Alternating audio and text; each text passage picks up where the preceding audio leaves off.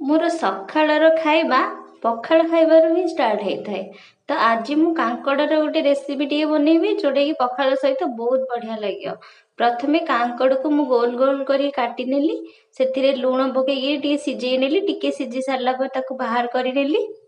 ତାପରେ ଅଦା ରସୁଣ ପିଆଜର ଗୋଟେ ପେଷ୍ଟ ବନେଇଲି, ଯୋଉଟା କାଙ୍କଡ଼ ଦେଇକି ମୁଁ ଭାଜିବି। ତାପରେ ସିଝା କାଙ୍କଡ଼ରେ ଅଦା ରସୁଣ ପେଷ୍ଟ ଦେଲି, ହଳଦୀ ଗୁଣ୍ଡ, ଲଙ୍କା ଗୁଣ୍ଡ, ମସଲା ଗୁଣ୍ଡ ଆଉ ଟିକେ ଲୁଣ ଦେଇଥିଲି।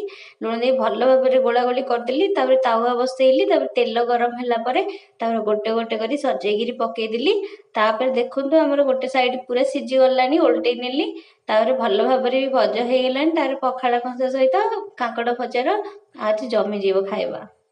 ତାପରେ ପଖାଳ କଂସା ଧରିକିରି ମୁଁ କାଙ୍କଡ଼ ଭଜା ଧରିକି ବସି ପଡ଼ିଲି ଖାଇବାକୁ। ଯଦି ମୋ ଚ୍ୟାନେଲକୁ ମାନେ ସବସ୍କ୍ରାଇବ୍ କରିନାହାନ୍ତି ତ ପ୍ଲିଜ୍ ସବସ୍କ୍ରାଇବ୍ କରିଦେବେ। ପାଖରେ ଥିବା ବେଲ୍ ଆଇକନକୁ କ୍ଲିକ୍ କରି ଅଲ୍ ନୋଟିଫିକେସନ୍ ଅନ୍ କରିଦେବେ। ରହିଲି।